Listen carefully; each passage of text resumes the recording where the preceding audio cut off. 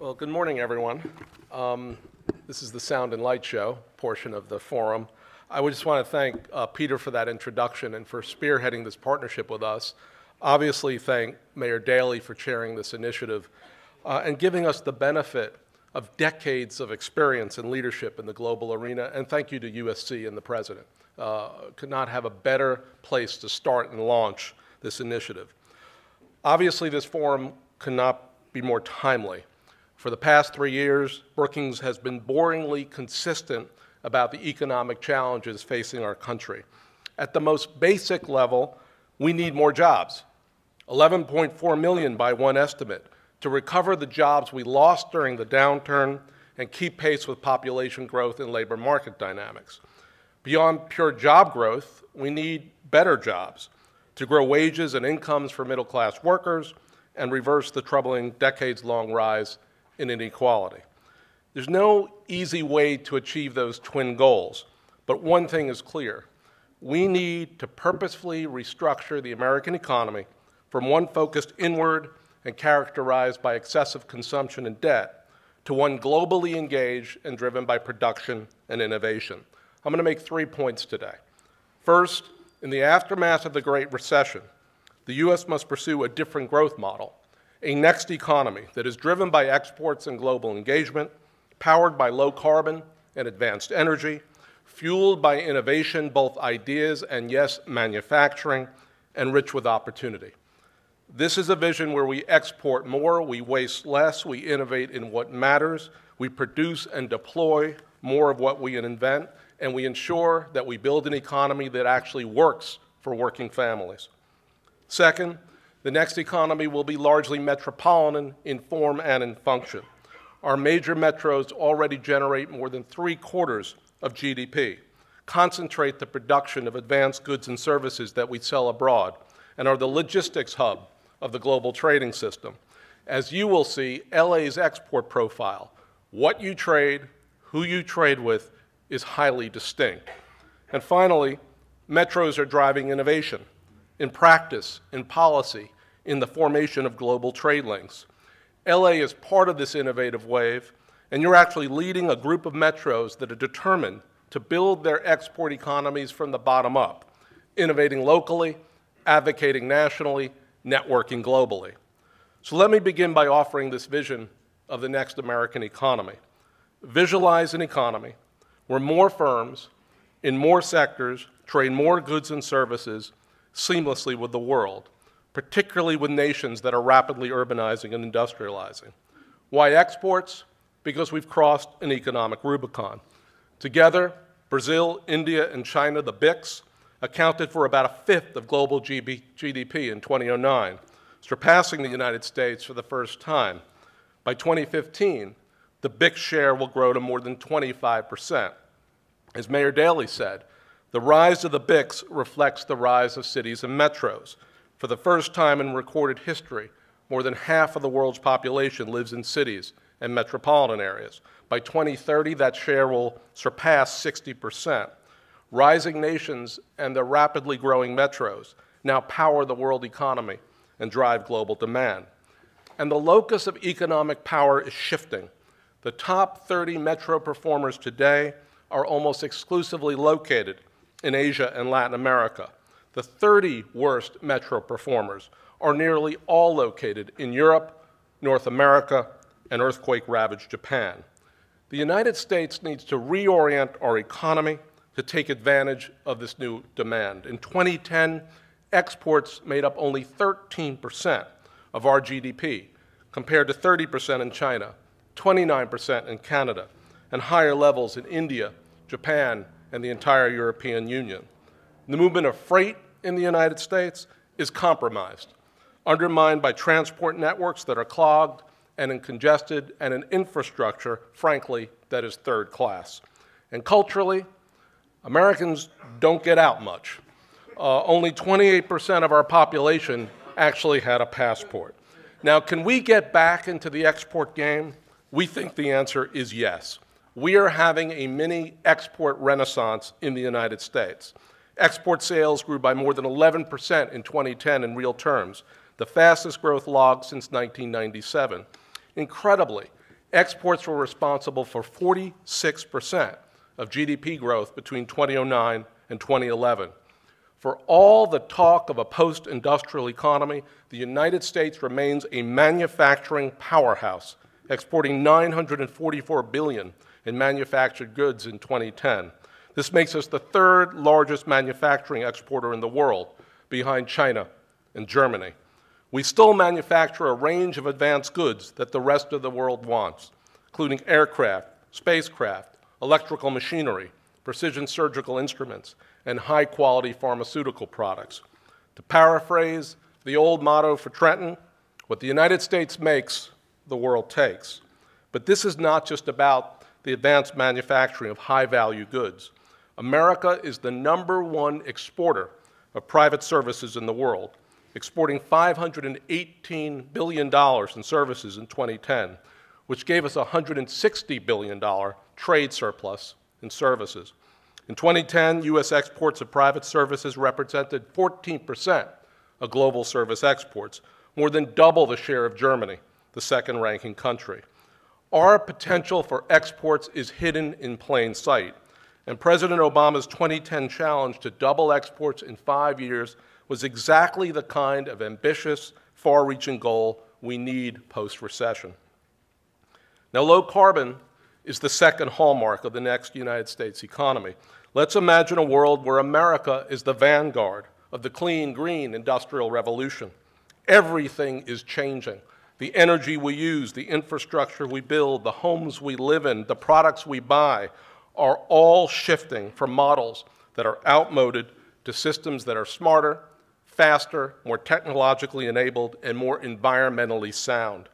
Our competitors, China, Germany, Brazil, have embraced the clean economy, creating markets, growing jobs, and stimulating investment. Can we even play in the low-carbon revolution? Our research shows that we already have a strong base of 2.7 million clean economy jobs in sectors ranging from renewable energy to pollution reduction. Let's put that number in perspective. The clean economy is nearly twice the size of the biosciences field, 60% of the 4.8 million strong IT sector. And as you can tell, it has more jobs than fossil fuel-related industries. For our purposes today, the clean economy is also an export powerhouse. In 2009, clean economy establishments exported almost $54 billion. Significantly, clean economy establishments are twice as export-intensive as the national economy, a solid platform to serve the demand for sustainable growth as rising nations continue to urbanize. Well, that leads naturally to a discussion of innovation. We must be the world's innovation nation, a hothouse of invention, and the platform for advanced production. Over the past 2 decades, the discussion of innovation has narrowed in this country, positioning it as something only conducted in the ivory tower or among exceptional entrepreneurs like Steve Jobs. We forgot something early generations intuitively understood: the inextricable link and virtuous cycle between innovation and manufacturing. While only about 9% of all U.S. jobs are in manufacturing, about 35% of all engineers work in that super sector. Although the manufacturing sector comprises only 11% of GDP, manufacturers account for 68% of the spending on R&D that is performed by companies in the United States. And manufacturing is responsible for 90% of all patents in this country. Can the United States seize the future and realize our potential as an innovation nation? We now place just 45th out of 93 countries in the share that science and engineering degrees make up of bachelor's degrees. Going forward, we will innovate less if we do not fully embrace science and technology. The U.S. also lags on the conversion of innovation into homegrown production. We have gone from running a trade surplus in advanced technology products to running a trade deficit over the past decade. Going forward, we will innovate less if we do not produce more. We must make things again. It is time to rediscover our innovation mojo in our vocational and tech schools, in our research labs, on our factory floors, in the tradable goods and service sectors that drive wealth creation and sustainable growth. And finally, the next economy has the potential to be opportunity-rich. Research shows that firms in export-intense industries pay workers more and are more likely to provide health and retirement benefits. Yet building the next economy will require the United States to get real smart, real fast. Over the next several decades, African Americans and Hispanics will grow from about 25% to nearly 40% of the working age population. Yet the rates of educational attainment are lowest among those fast-growing groups. In 2009, only a third of Hispanics and 47% of African Americans had completed an associate's degree or higher, contrasting sharply with the rates for whites and Asians. In the decades ahead, upgrading the education and skills of our diverse workforce is no longer just a matter of fairness and social equity. It is an issue of national competitiveness. It is an issue of national security. So here is my second proposition. This next economy will largely be metropolitan in form and in function. This is the real heart of the American economy. 100 metro areas that, after decades of growth, take up only 12% of our land mass, but harbor 2/3 of our population and generate 3/4 of our GDP. This is a new economic geography here and in the world, enveloping cities and suburbs, exurbs, and rural towns, and they pack a powerful punch. Metro areas generate the majority of GDP in 47 of our 50 states, including such quote-unquote rural states as Nebraska, Iowa, Kansas, and Arkansas. On exports, the top 100 metros dominate. In 2010, they produced an estimated 65% of U.S. exports, including 75% of service exports and 63% of manufactured goods that are sold abroad. Given their edge in sectors like chemicals, consulting, and computers, the top 100 metros are on the front lines of commerce with Brazil, India, and China. They drive exports for another good reason. They are logistical hubs, concentrating the movement of people and goods by air, rail, and sea. Now, these economies, of course, do not exist in the aggregate. They have distinctive starting points and distinctive assets, attributes, and advantages. Every U.S. metro presents a different economic face to the world. Now, our research digs deep to unveil the export and innovation profile of each of the top 100 metros. Here you see our supersized export performers. LA and New York, which both exported nearly $80 billion in 2010. Chicago and Houston, top $48 billion that year. Top 10 metro exporters include Dallas, San Francisco, Seattle, Philadelphia, Boston, and Detroit. All exceeded $26 billion in exports. Taken together, these 10 metros account for almost 30% of U.S. exports. This is not just about the large, diversified economies. These 10 metropolitan areas saw the fastest manufacturing-driven export growth, all having more than 88% of their 2009-2010 export expansion coming from goods production. And a completely different set of metros, mostly in the Northeast, are implicated by the rise in education exports that the President talked about. Boston leads with education, providing nearly 5% of their total exports. The export economy, unlike the consumption economy, is highly differentiated. A Walmart outside LA is the same as a Walmart outside Vegas. Same design, same footprint, same goods. A housing subdivision outside of Denver, frankly, is the same as one outside Detroit.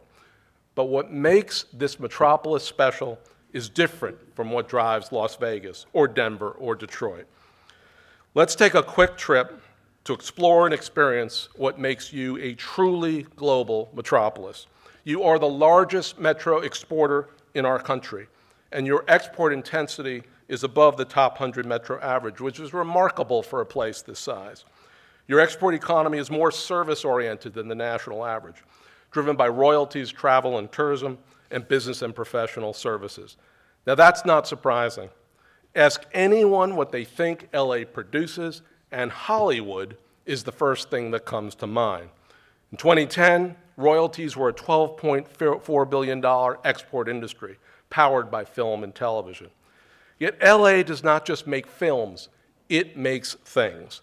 Close to 60% of your exports comes from the manufacturing sector, and you have over 106,000 direct export manufacturing jobs. In Torrance, southwest of downtown, we find Luminate, a small manufacturer of advanced lighting products that are used in a broad range of applications. Luminate's production center houses some of the world's most advanced equipment for R&D, engineering, and the manufacturing of optics. And they are growing because they are selling abroad. In the last 2 years, their exports have grown 68%. Just to the south of Luminate is Pelican Products, where we visited yesterday, a firm that produces high-performance protective cases and advanced portable lighting equipment used by law enforcement, defense, aerospace, and the entertainment industry. Exports make up 35% of Pelican's total business, and the firm sells its products to over 100 countries. And as with Luminate, Pelican has experienced significant export growth in the past few years. Now, Pelican is partnering with the University of Southern California's Center for International Business Education and Research to help determine where to locate distribution centers in Asia. And additionally, the business schools at USC and UCLA have collaborated with your Chamber of Commerce to create the Export Champions Program, which will provide small firms the opportunity to partner with MBA students to develop growth-oriented export business plans. USC and UCLA are part of a larger regional group, the Los Angeles Regional Export Council, which was formed last November to assist LA firms that want to begin or expand exporting. The council is a region-wide collaboration between Mayor Antonio Villaraigosa at City Hall, the LA Chamber of Commerce, and others such as the Port of LA, LA World Airports, and regional business associations. And the ports of LA and Long Beach, as Peter was saying, play particularly critical roles in the movement of goods produced in LA to markets throughout the world, especially to Asia. Taken together, these two ports form the busiest complex in the Western Hemisphere and the 6th busiest port complex in the world. The LA story reveals why cities and metros power the American economy. Hyperlinked networks of private firms, universities, and public and nonprofit institutions that fertilize ideas, extend innovation, train workers, enhance competitiveness, and collaborate to compete for economic growth for the entire region. So that leads to our final point, namely that metros are driving innovation in practice, in policy, in the formation of global trade links. This is a major structural shift in our country. Setting a strong and stewarding a strong export economy has traditionally been almost the exclusive focus of the federal government, given its powers over trade, taxes, currency, investments in innovation, human capital, infrastructure, and export promotion and finance. Yet with partisan gridlock, even the easy stuff has become extraordinarily difficult in Washington. In this polarized environment, metros, already the engines of the national economy, are doing double duty and helping set a pro-trade platform for an export nation. 3 things are happening. First, metros are innovating locally with export plans that exploit their distinctive competitive advantages in the global economy. Over the past year, Brookings has worked closely with leaders in Los Angeles and 3 other metros, Portland, Minneapolis, St. Paul, and Syracuse, to invent and pilot actionable export plans. And we've done this in close partnership with the International Trade Administration, U.S. Commercial Services, SBA, and the Exim Bank. The elements of export planning and action are fairly simple and straightforward. Each metro does a market assessment of their unique export profile and potential, what goods and services they trade, which nations they trade with, where trade trends are likely to head given market dynamics here and abroad. Armed with that information, metros then set exporting goals and objectives that build on their distinct advantages, devise strategies to meet their goals, and establish metrics to gauge performance. All those efforts are undertaken by a consortium of corporate, government, university, and civic institutions that cut across jurisdictions, sectors, and disciplines and collaborate to compete globally. Now, your plan is distinctive in multiple respects. As I mentioned before, you've created this new Los Angeles Regional Export Council to identify and proactively support export-ready firms in your leading sectors. And your plan is smartly focused, targeted on boosting exports in 12 industries, including aerospace, computers, pharmaceuticals, professional services, and obviously film and television. These export plans are not an anomaly.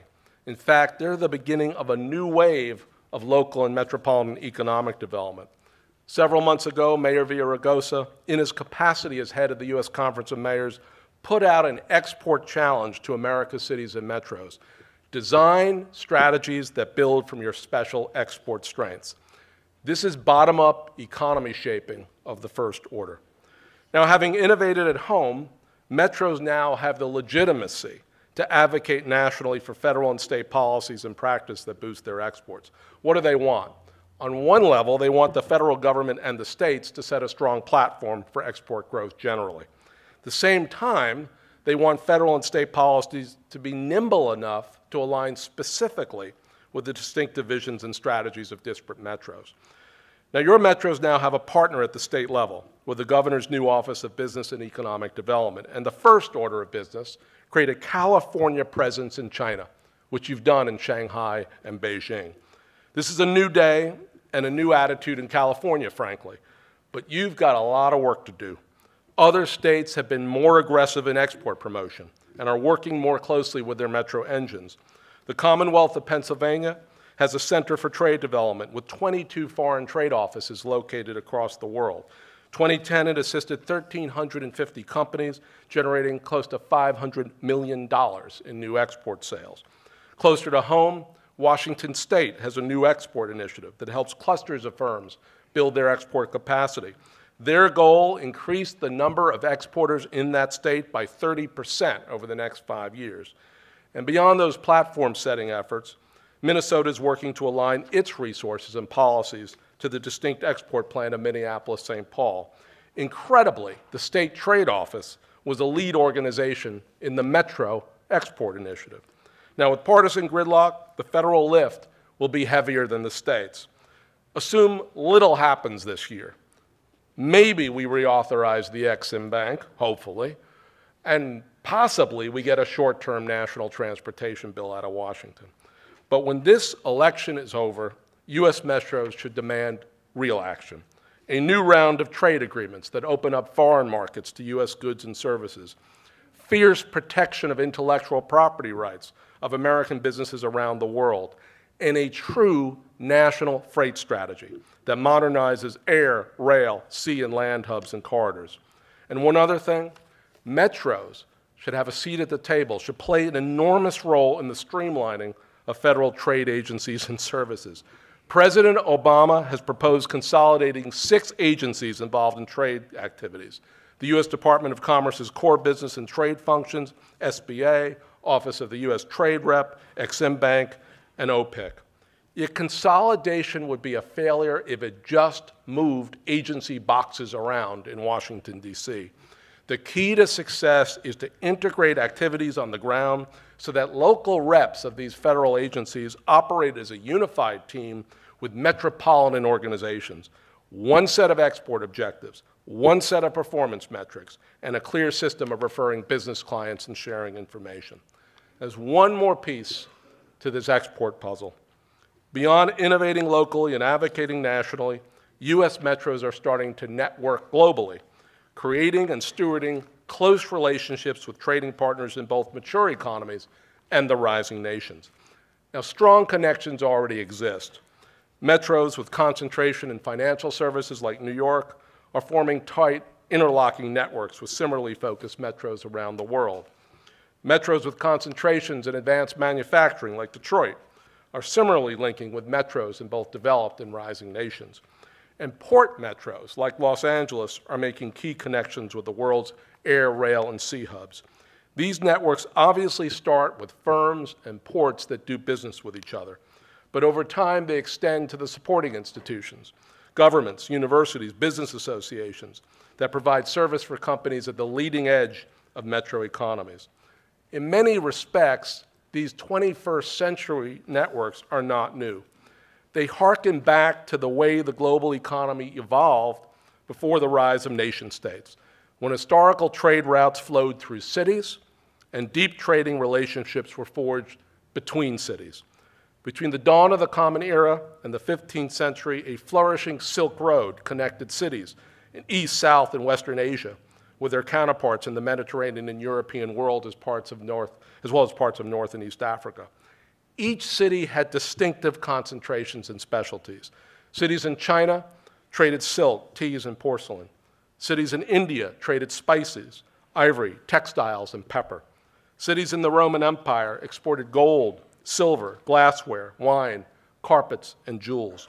You get the lesson. Like today, the city economies of the ancient and medieval worlds were distinct economies, and places grew and they flourished as they built on their special strengths and their distinctive locations. So as we begin the Global Cities Initiative, let me end with this tantalizing prospect. A new Silk Road is emerging as we enter what is clearly an urban age and a metropolitan century. Cities and metros are not only the economic engines of nations, they are the spatial backbone of global trade and exchange. In a world where people and societies live, operate, communicate, engage through networks, the new Silk Road is emerging as a super network of trading cities and metros, economically collaborative and globally fluent. For the United States, this new Silk Road is a path back to shared prosperity, sane and sensible growth that works for companies, cities, and consumers. For the world, it's a path towards reducing poverty and generating wealth. Let us build this, let us nurture it, let us extend it to all corners of the earth. Thank you very much.